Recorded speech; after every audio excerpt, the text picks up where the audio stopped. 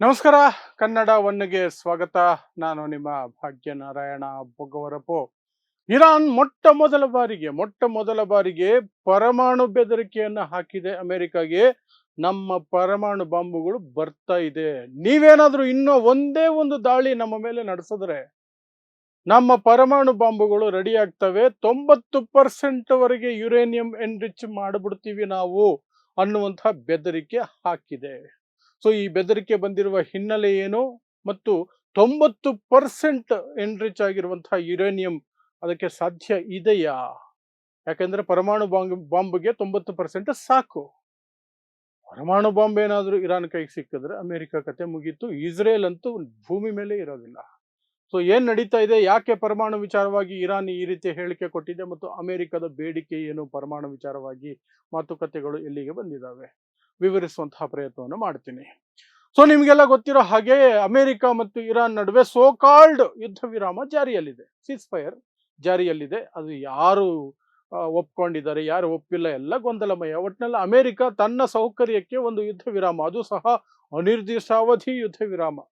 ಮೊದಲು 48 ಅವರ್ಸ್ ಅಂತು, ಆ ನಂತರ ಒಂದು 10 ಡೇಸ್ ಅಂತು, ಈಗ ಅನಿರ್ದಿಷ್ಟ ಅವಧಿ ಅಂತೆ. ಮಾತುಕತೆಗಳು ಮುಗಿದು ಒಪ್ಪಂದ ಆಗೋವರೆಗೂ ಯುದ್ಧ ವಿರಾಮ ಅಂತ.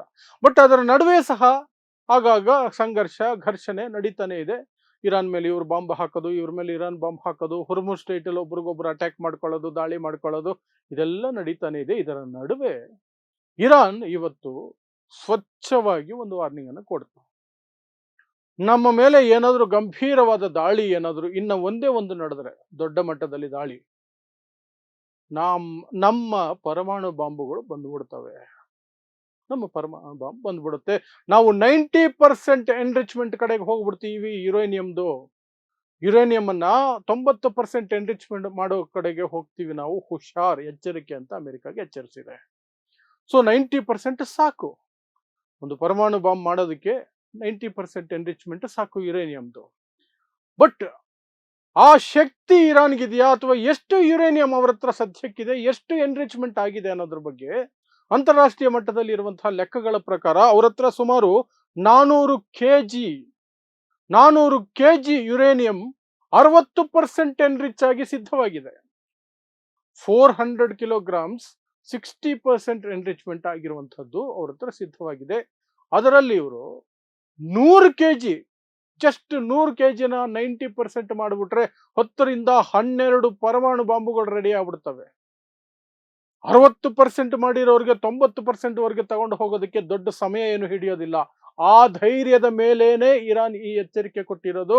ಹುಷಾರ್, ನಮ್ಮ ಮೇಲೆ ಇನ್ನ ಒಂದೇ ಒಂದು ದೊಡ್ಡ ದಾಳಿ ನಡೆದ್ರೆ ಮುಗೀತು ನಿಮ್ಮ ಕತೆ, ನಮ್ಮ ಪರಮಾಣು ಬಾಂಬುಗಳು ಬರ್ತವೆ, ಉತ್ತರಿಸ್ತೀವಿ ನಾವು ಅಂತ ಬೆದರಿಕೆಯನ್ನ ಹಾಕಿದೆ. ಇದು ಟೆನ್ಷನ್ ಶುರು ಮಾಡಿದೆ ಅಮೆರಿಕ ಮತ್ತು ಇಸ್ರೇಲ್ಗೆ. ಅದರ ಜೊತೆಗೆ ಪ್ರಶ್ನೆಗಳನ್ನು ಸಹ ಅದು ಉದ್ಭವಿಸುತ್ತೆ. ಅಲ್ಲಿ ಏನು ಪ್ರಶ್ನೆಗಳು? ಅಮೆರಿಕ ಕಳೆದ ವರ್ಷ ಜುಲೈ ತಿಂಗಳಲ್ಲಿ B2 ಬಾಂಬರ್ಗಳನ್ನು ಬಳಸಿ, ಬಂಕರ್ ಬಸ್ಟರ್ ಬಾಂಬುಗಳನ್ನು ಬಳಸಿ ಇರಾನ್ನಲ್ಲಿದ್ದಂತಹ ಪರಮಾಣು ಸ್ಥಾವರಗಳನ್ನು ನಾಶ ಮಾಡಿಬಿಟ್ಟಿದೀವಿ, ಇಲ್ವೇ ಇಲ್ಲ ಅಂತ ಬಡಾಯಿ ಕೊಚ್ಕೊಂಡಿದ್ರಲ್ಲ, ಅದು ಫೇಲ್ಯೂರ್ ಆಗಿತ್ತ ಅನ್ನುವಂಥ ಪ್ರಶ್ನೆ ಮೊದಲಿಗೆ ಬರುತ್ತೆ. ಎರಡನೇದು, ಇರಾನ್ ಈ ಎಚ್ಚರಿಕೆ ಕೊಡ್ತಾ ಇದೆ, 400 ಕೆಜಿ ವರೆಗೆ ಅವ್ರ ಹತ್ರ ಇದೆ, 60% ಎನ್ರಿಚ್ಮೆಂಟ್ ಆಗಿದೆ ಯುರೇನಿಯಂ ಅಂದ್ರೆ, ಅದು ಎಲ್ಲಿದೆ? Where is it? ಯಾವ ಜಾಗದಲ್ಲಿ ಇಟ್ಕೊಂಡಿದ್ದಾರೆ ಅದನ್ನ, ಯುರೇನಿಯಂ ಅನ್ನ? ಅಮೆರಿಕಾಗೂ ಗೊತ್ತಿಲ್ಲ. ಅಮೆರಿಕ ಪ್ರಕಾರ ಆಗಾಗ ನಾವು ಅವ್ರದ್ದು ಏನಿದೆ, ನತಾನ್ಸ್ ಇರ್ಬೋದು, ಬೇರೆ ಪರಮಾಣು ಸ್ಥಾವರಗಳೇನಿದಾವೆ ಅವುಗಳ ಮೇಲೆ ನಾವು ಬಾಂಬ್ ಹಾಕಿದೀವಿ, B2 ಬಾಂಬರ್ಸ್ನ ಬಳಸ್ಕೊಂಡು ಬಂಕರ್ ಬಸ್ಟರ್ ಬಾಂಬುಗಳನ್ನ ಹಾಕಿದೀವಿ, ಮುಗಿಸಿದೀವಿ ಅಂತ ಹೇಳ್ಕೊಂಡು ಓಡಾಡ್ತಿದಾರಲ್ಲ. ಎಲ್ಲಿ, ವೇರ್? ಇಷ್ಟು ಧೈರ್ಯವಾಗಿ ಅವ್ರು ಹೇಳ್ಕೊಳ್ತಿದ್ದಾರೆ. ಅಂತಾರಾಷ್ಟ್ರೀಯ ಮಟ್ಟದಲ್ಲಿ ಸಹ ಸುದ್ದಿ ಇರೋದು 400 ಕೆಜಿ ಇದೆ, 60% ಎನ್ರಿಚ್ಮೆಂಟ್ ಅಂತ. ಆ ಪ್ರಶ್ನೆಯೂ ಸಹ ಬರುತ್ತೆ, ಹೇಗಿದೆ, ಎಲ್ಲಿದೆ, ಯಾವ ರೂಪದಲ್ಲಿದೆ, ಎಲ್ಲಿ ಬಚ್ಚಿಟ್ಟಿದ್ದಾರೆ, ಅಥವಾ ನಿಜವಾಗ್ಲೂ ಇದೆಯಾ? ಆ ಪ್ರಶ್ನೆನೂ ಬರುತ್ತೆ. ನಡುವೆ ಇರಾನ್ನ ಎಚ್ಚರಿಕೆಯನ್ನ ಸುಲಭವಾಗಿ ಪರಿಗಣಿಸಿದ್ರೆ ಮಾತ್ರ ಅಮೆರಿಕಾಗೆ ದೊಡ್ಡ ಆಪತ್ತು, ಅದರಲ್ಲೂ ಇಸ್ರೇಲ್ಗಂತೂ ಅದು ಅಸ್ತಿತ್ವದ ಪ್ರಶ್ನೆ. ಸೊ ಇದನ್ನ ಹೇಗೆ ಹ್ಯಾಂಡಲ್ ಮಾಡ್ಕೊಳ್ತಾರೆ ಮುಂದಿನ ದಿನಗಳಲ್ಲಿ, ಅದು ಮಾತುಕತೆಗಳಲ್ಲಿ ಗೊತ್ತಾಗುತ್ತೆ. ಮಾತುಕತೆಗಳ ಕಡೆ ಬರೋದಾದ್ರೆ ಏನ್ ನಡೀತಾ ಇದೆ ಮಾತುಕತೆಗಳಲ್ಲಿ? ಅಮೆರಿಕದ ಒತ್ತಡ ಇರೋದು ಪರಮಾಣು ಒಪ್ಪಂದಕ್ಕೆ ಸಂಬಂಧಪಟ್ಟ ಪರಮಾಣು ಬಾಂಬುಗಳಿಗೆ ಸಂಬಂಧಪಟ್ಟಂತೆ ನಾನು ಹೇಳ್ತೀನಿ. ಮಿಕ್ಕಿದ್ದು ಇರಾನ್ ಮಾತುಕತೆಗೆ ಬರ್ತಿಲ್ಲ. ಕಾರಣ ಹೊರ್ಮುಸ್ ಇಂದ ಅಮೆರಿಕ ಹಿಂದಕ್ಕೆ ಸರಿಬೇಕು ಅನ್ನೋದು ಅದ್ರ ಒತ್ತಾಯ. ಅದು ಅಮೆರಿಕ ಹೊರ್ಮುಸ್ ಅಲ್ಲಿ ತನ್ನ ಬ್ಲಾಕೇಡ್ ಅನ್ನ ತೆರವುಗೊಳಿಸದೆ ನಾವು ಮಾತುಕತೆಗೆ ಬರಲ್ಲ ಅಂತ ಇರಾನ್ ಸ್ಪಷ್ಟವಾಗಿ ಹೇಳ್ಬಿಟ್ಟಿದೆ. ಮಾತುಕತೆಗೆ ಬರ್ತಾ ಇಲ್ಲ. ಪಾಕಿಸ್ತಾನದ ಮಧ್ಯಸ್ಥಿಕೆಯಲ್ಲಿ ಮಾತುಕತೆ ಏನ್ ನಡೆಯಬೇಕು ಅಂತಿದೆ, ಅದಕ್ಕೆ ಪಾಕಿಸ್ತಾನ ಏನೇ ಹೇಳಿದ್ರು ಇರಾನ್ ಒಪ್ಕೊಂಡು ಬರ್ತಿಲ್ಲ. ಪಾಕಿಸ್ತಾನಕ್ಕೆ ಇರಾನ್ ಹೇಳ್ತಿರೋದು ಒಂದೇ ಮಾತು, ಅಮೆರಿಕನ್ ಕನ್ವಿನ್ಸ್ ಮಾಡಿ ಹೊರ್ಮುಸ್ ಸ್ಟ್ರೈಟ್ ಇಂದ ಹೊರಗಡೆ ನಡೀರಿ, ಆಮೇಲೆ ಮಾತುಕತೆ ಅಂತ. ಅಮೆರಿಕ ಹೇಳ್ತಿರುವಂತಹದ್ದು ಹೊರ್ಮುಸ್ನ ನೀವು ಬ್ಲಾಕ್ ಮಾಡಿದಿರಿ, ನಾವು ಬ್ಲಾಕ್ ಮಾಡಿದ್ದೀವಿ, ಅಲ್ಲಿಗಲ್ಲಿ ಸರಿ ಸಮ ಆಯ್ತು.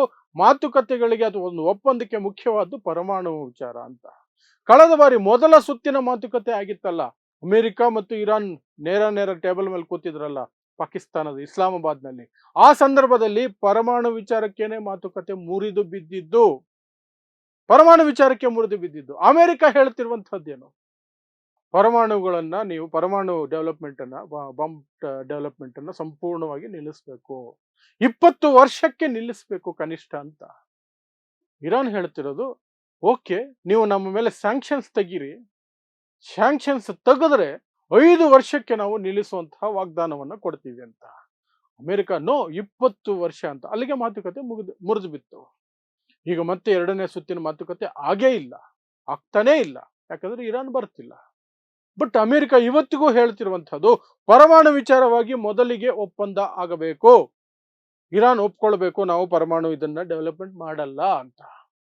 ಇರಾನ್ ಹೇಳ್ತಾ ಇದೆ ಮೊದಲು ಸ್ಯಾಂಕ್ಷನ್ಸ್ ತೆಗೀರಿ, ಸ್ಯಾಂಕ್ಷನ್ಸ್ ತೆಗೆದ ಮೇಲೆ ಒಂದು ಯುದ್ಧ ವಿರಾಮ, ಪರ್ಮನೆಂಟ್ ಯುದ್ಧ ವಿರಾಮ ಮಾಡ್ಕೊಳ್ಳೋಣ, ಆ ನಂತರ ಪರಮಾಣು ಕುರಿತಾಗಿ ಮಾತುಕತೆ ಮಾಡ್ಕೊಳ್ಳೋಣ. ಆರಂಭದಲ್ಲೇ ಪರಮಾಣು ಕುರಿತಾಗಿ ನಾವು ಯಾವ ಕಮಿಟ್ಮೆಂಟ್ಗೂ ಸಿದ್ಧವಾಗಿಲ್ಲ, ಮಾತುಕತೆಗೂ ಸಿದ್ಧವಾಗಿಲ್ಲ ಅಂತ ಈಗ ಹೇಳ್ತಾ ಇದೆ. ಆರಂಭದಲ್ಲಿ ಅಟ್ಲೀಸ್ಟ್ 5 ವರ್ಷಕ್ಕೆ ರೆಡಿ ಇತ್ತು, ಈಗ ಅದನ್ನು ಸಹ ಹಿಂದಕ್ಕೆ ಪಡ್ಕೊಂಡಿದೆ ಇರಾನ್. ಈಗ ಹೇಳ್ತಾ ಇದೆ ಮಾತೇ ಆಡಲ್ಲ ಪರಮಾಣು ಬಗ್ಗೆ, ನಾವು ಮೊದಲು ಯುದ್ಧ ಮುಗಿದೋಯ್ತು ಅಂತ ಒಂದು ಅಗ್ರಿಮೆಂಟ್ ಆಗಬೇಕು, ಆ ಅಗ್ರಿಮೆಂಟ್ ಅಲ್ಲಿ ನಮ್ಮ ಷರತ್ತುಗಳೇನೇನಿದೆ ಅದನ್ನ ಒಪ್ಕೊಳ್ಬೇಕು ನೀವು, ಪ್ಲಸ್ ನಮ್ಮ ಮೇಲೆ ಹಾಕಿರುವಂತಹ ನಿರ್ಬಂಧಗಳೇನಿದಾವೆ ಅಂತಾರಾಷ್ಟ್ರೀಯ ಮಟ್ಟದಲ್ಲಿ ಸ್ಯಾಂಕ್ಷನ್ಸ್, ಅವುಗಳನ್ನೆಲ್ಲ ತೆರವುಗೊಳಿಸಬೇಕು. ಎಲ್ಲ ಆದ ಮೇಲೆ ಕೆಲವು ದಿನ ಕಳೆದ ಮೇಲೆ ಪರಮಾಣು ಕುರಿತಾಗಿ ಮತ್ತೆ ಕೂತ್ಕೊಂಡು ಮೀಟಿಂಗ್ ಮಾಡೋಣ, ಏನ್ ಅರ್ಜೆಂಟು ಅಂತ ಇರಾನ್. ಸೊ ಅಲ್ಲಿಗೆ ಪರಮಾಣು ವಿಚಾರವಾಗಿ ಯಾವುದೇ ರೀತಿಯಾದಂತಹ ತಾಳಮೇಳ ಅಮೆರಿಕ ಮತ್ತು ಇರಾನ್ ನಡುವೆ ಇಲ್ಲ. ಅವ್ರದೇ ಬೇರೆ ಲೆವೆಲ್ ಅಲ್ಲಿದೆ, ಇವ್ರದೇ ಬೇರೆ ಲೆವೆಲ್ ಇದೆ. ಇದರ ನಡುವೆ ಇರಾನ್ದು ಈ ಬೆದರಿಕೆ ಬಂದಿರೋದು. ನಮ್ಮ ಮೇಲೆ ಇನ್ನ ಒಂದೇ ಒಂದು ದೊಡ್ಡ ದಾಳಿ ನಡೆದ್ರೆ ನಮ್ಮ ಅಣುಬಾಂಬ್ ಬರ್ತಾ ಇದೆ ನಿಮ್ಮ ಕಡೆಗೆ, ಹುಷಾರ್, 90% ಎನ್ರಿಚ್ ಮಾಡೇ ಬಿಡ್ತೀವಿ ನಾವು, ಅದೇನಾಗುತ್ತೋ ನೋಡ್ತೀವಿ. ಸೊ ಇದಿಷ್ಟು ಪರಮಾಣು ವಿಚಾರವಾಗಿ ಈಗ ದೊಡ್ಡ ಮಟ್ಟದಲ್ಲಿ ಆಗಿರುವಂತಹ ಬೆಳವಣಿಗೆ ಮತ್ತು ಅಮೆರಿಕಾಗೆ ದೊಡ್ಡ ಬೆದರಿಕೆ ಎದುರಾಗಿದೆ. ಇರಾನ್ ಯಾವುದೇ ದಿನ ಇದ್ದಕ್ಕಿದ್ದ ಹಾಗೆ ನಾವು ನ್ಯೂಕ್ಲಿಯರ್ ಪವರ್ ಅಂತ ಡಿಕ್ಲೇರ್ ಮಾಡಿಕೊಂಡು ಟೆಸ್ಟಿಂಗ್ ಮಾಡೇ ಬಿಡ್ತಾರೇನೋ ಅನ್ನುವಂತಹ ಭಯ ಇಸ್ರೇಲ್ ಮತ್ತು ಅಮೆರಿಕಾಗೆ ಆರಂಭ ಆಗಿದೆ. ಅಷ್ಟೇ, ಇದಿಷ್ಟು ಈಗಿನ ಸುದ್ದಿಗಳು. ಸೊ ನೋಡ್ತಾ ಇರಿ ಸಮಾಜಕ್ಕಾಗಿ ಕನ್ನಡ 1 ನ್ಯೂಸ್. ನಮಸ್ಕಾರ.